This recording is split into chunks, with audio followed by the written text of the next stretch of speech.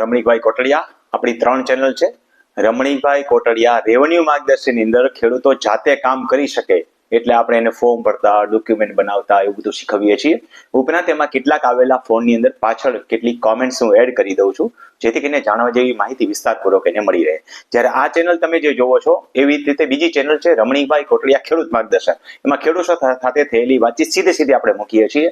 હા, ક્યારેક કન્ટેન્ટ તરીકે આપણે ક્યાંક નાના જોક મૂકી દઈએ, પણ એ 3-4 મિનિટના જ હોય છે. ક્યાંક તો 1.5-2 મિનિટનો જ ઓડિયો હોય છે, એટલે સીધો પ્રશ્નનો જવાબ હોય છે. હવે એ ચેનલની ઘણી બધી કોમેન્ટ્સ આવી છે. આ કોમેન્ટ્સ જાણવા લાયક હોય છે, એટલે ત્રીજી ચેનલ આપણી રમણીકભાઈ કોટડિયા વિડીયો છે.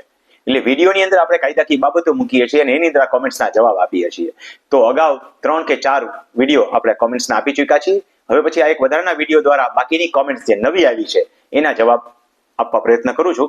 અને કોમેન્ટ્સના જવાબ વિસ્તારપૂર્વક અને બહુ શોર્ટમાં આપીશ. એક વિડીયોની અંદર આપણે 4-5 કોમેન્ટ્સ ભલે આવે, પણ 5 મિનિટથી વધારે આપણે લેતા નથી. તો કોમેન્ટ્સ છે, મારા જેઠ ગુજરી ગયા છે, એટલે નિસંતાન ગુજરી ગયા હોવા જોઈએ, એને ચોખવટ નથી કરી, પણ એને વિલ દ્વારા થઈ અને એના પિતરાએ ભાઈને સંપત્તિ આપી છે. બેનનું કેવું એમ છે કે એના દીકરાઓ એટલે ભત્રીજાઓને આ વારસાઈ જમીન ગણી અને વારસદાર હક મળે કે નહીં, એ કાંઈ પણ કર્યા વગરના ગુજરી જાય તો એની સંપત્તિ જે છે એની આડી લીટીના વારસદારોને મળે.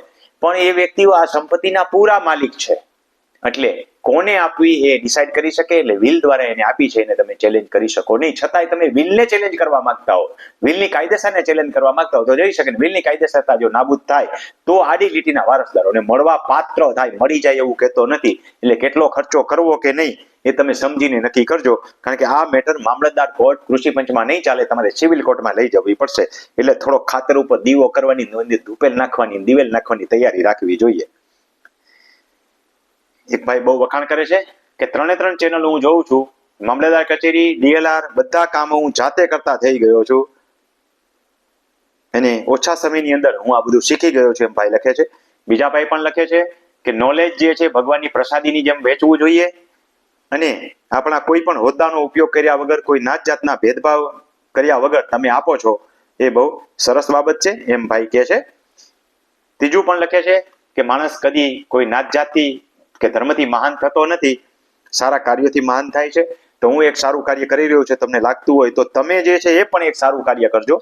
એટલે હું જ્યાં સેવા યજ્ઞ કરું છું એમ તમે યજ્ઞના 2 ચમચી ઘીની આહુતિ હોમી અને પુણ્યના ભાગીદાર બનજો, કે અન્ય કોઈ ખેડૂતોને ખબર ન પડતી હોય એને આ 3 ચેનલ રમણીકભાઈ કોટડિયા લખી અને શીખવાડી દેજો. અથવા તો તમે ખાલી એને મોઢે કહેજો કે ભાઈ આવી કઈ પણ માહિતી જોતી હોય યુટ્યુબમાં જઈને માત્ર રમણીકભાઈ કોટડિયા લખ, એટલે વારાફરતી બધી ચેનલ આવતી જશે, એને સબસ્ક્રાઇબ કરશે એટલે બધા ઓડિયો વિડીયો એને મળતા જશે. તો આ પણ તમે એક સેવાનું કાર્ય કર્યું ગણાશે, કારણ કે હું જે માહિતી તમારા સુધી પહોંચાડું છું એ તમે બીજા 5 વ્યક્તિ સુધી પહોંચાડો તો એ ઉત્તમ સેવાની કાર્ય છે. એક નિવૃત્ત શિક્ષક છું, તમારા બધા ઓડિયો જે છે એ જોઉં છું અને તમને ડિસ્ટર્બ કરતો નથી, પણ તમારી ચેનલ જોઈને હું જાતે કામ કરતો થઈ ગયો છું. ખૂબ સરસ ભાઈ, તો સરસ મજાનું એકલવ્ય જેવું કામ થયું. ખેતરનો નકશો ઉલટ સુલટ છે તો આપણે કહેવાય ગયું છે રમણીકભાઈ કોટડિયા રેવન્યુ માર્ગદર્શન અંદર ડિસેમ્બર સુધીમાં આવા ફોર્મ ભરતા મેં શીખવાડેલા છે. પ્રેક્ટિકલ એમાં જઈને જોઈ લેજો. એક જ ફોર્મ છે, એમાં 6 બાબત છે, 6 મેં એમાં શીખવાડેલી છે. એટલે અહીંયા બહુ લાંબી ચર્ચા નથી કરતા, પણ તમારે જે પ્રોબ્લેમ હોય એના માટે ફોર્મ ભરીને ડિસેમ્બર પહેલા આપી દેજો. પછી ફરિયાદ કરવાની રહેશે અને જાતે ખર્ચે કરવું પડશે. બહુ અગત્યની વસ્તુ છે. આ એક પ્રકારના ફ્રોડ કરેલો છે ભાઈ સાથે, કે નાના ભાઈએ મોટા ભાઈનો ગેરલાભ લઈ એની ખોટી સહીઓ કરી અને હક કમી કરાવી નાખ્યા છે અને 25 વર્ષે એમને ખબર પડી છે. આ થોડોક વિચારવા લાયક પ્રશ્ન છે. કોઈ એમ કે મને 25 વર્ષે ખબર પડી, ત્યારે કાયદો તો એને માની લે, પણ સમાજ એને માનશે કે નહીં એ તમારે જરા વિચારવું જોઈએ. કે 25 વર્ષે ખબર માની લે કે તમને 25 વર્ષે ખબર પડી છે, તો પેલા ડીલે કોન્ડમની અરજી કરો અને પછી કેસ ચલાવો.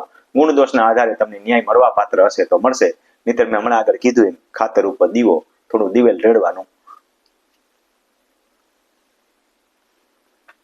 એક દાદાને 4 દીકરા છે, દાદા ગુજરી ગયા છે, પછી 4 ભાઈઓના નામે જમીન ચડાવી છે. બહુ સરળ છે. રમણીકભાઈ કોટડિયા રેવન્યુ માર્ગદર્શન ચેનલ જોજો, એટલે એમાં નામે ચડાવવાની અરજી મેં શીખવાડેલી છે. વારસાઈ ચડાવી દો આંબો બનાવીને. આંબાની વાત તો હમણાં આપણે આગલા ઓડિયોમાં કરી લીધી, એટલે બધું રિપીટ નથી કરતા. એટલે આંબો બનાવીને ચડાવી દો, ચડી જશે. એક ભાઈ પૂછે છે કે તમારો મોબાઈલ નંબર આપો. થોડી મહેનત કરો ને ભાઈ. મોબાઈલ નંબર મારા જૂના ઓડિયોના એકના ડિસ્પ્લે ઉપર છે, લાખો નંબર મળી જશે. બીજું, રમણીકભાઈ કોટડિયા ખેડૂત માર્ગદર્શકની અંદર અને રમણીભાઈ કોટડિયા રેવન્યુ માર્ગદર્શનની અંદર બધાની અંદર 3-4 વખત હું બોલેલું છું. રમણીભાઈ કોટડિયાના મોબાઈલ નંબરનો પ્રથમ આંકડો આ છે, બીજો આ છે, ત્રીજો આ છે, ચોથો આ છે, પાંચમો આ છે, છઠ્ઠો આ છે, સાતમો આ છે, આઠમો અને નવમો આ છે એમ કહી ચૂક્યો છું. 10મો આંકડો 4 છે. તમારી પાસે બધા મોબાઈલ નંબર આવી ગયા છે. અલગ અલગ વિડીયો જોઈ અને સંકલિત કરી લેજો. રમણીભાઈ ખેડૂત માર્ગદર્શન અને રમણીભાઈ કોટડિયા રેવન્યુ માર્ગદર્શન બંનેની અંદર 3-4 વખત એક નંબર બોલેલો છું. આ રીતે તમારી પાસે 10 આંકડા થયા. હવે બહુ ઉતાવળા નહીં થતા કે રમણીભાઈ કોટડિયા માસીનો દીકરો થાય અડધી રાતે ગમે ત્યારે ફોન કરીએ એમ નંબર બ્લોક થઈ જશે. આવી તમને ઘણી બધી અગવડતા થાય છે અને આખા ગુજરાત વાળા સાંભળે છે. તો તમે પ્રથમ જે છે મને વોટ્સએપમાં મેસેજ કરજો. તમારો પ્રશ્ન રિપીટ હશે તો હું કહીશ કે આ જવાબ અપાઈ ચૂક્યો છે. યુટ્યુબમાં જઈને જોઈ લો. જો દેવા લાયક હશે ટૂંકો તો વોટ્સએપથી જવાબ આપીશ.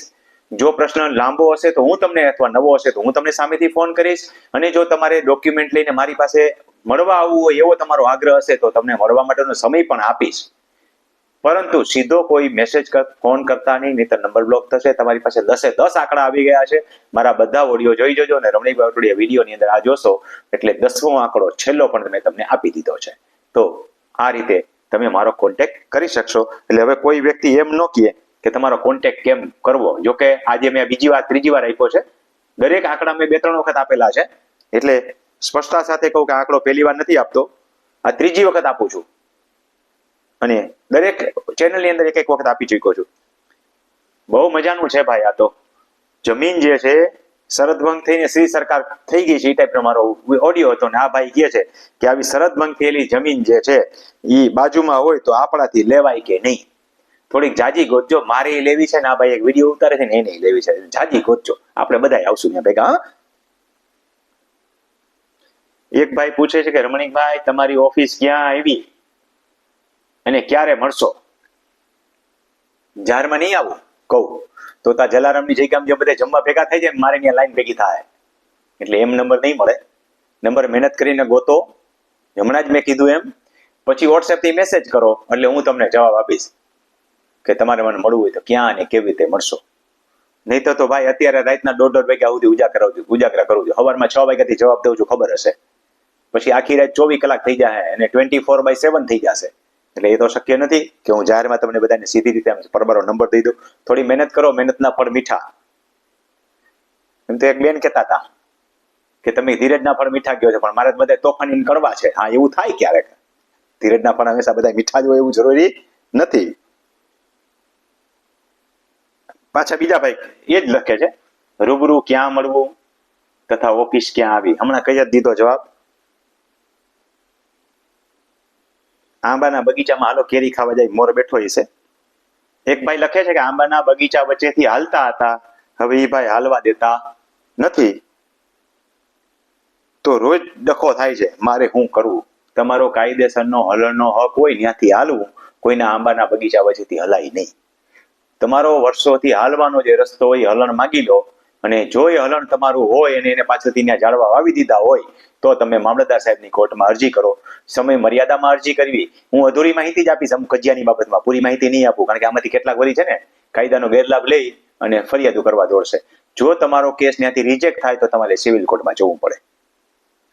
તો આટલી માહિતી હતી. હવે પછી વધારાની માહિતી આપણે નવા પાર્ટની અંદર સમજીશું જેથી કરીને બહુ જાજો અપચો ન થઈ જાય.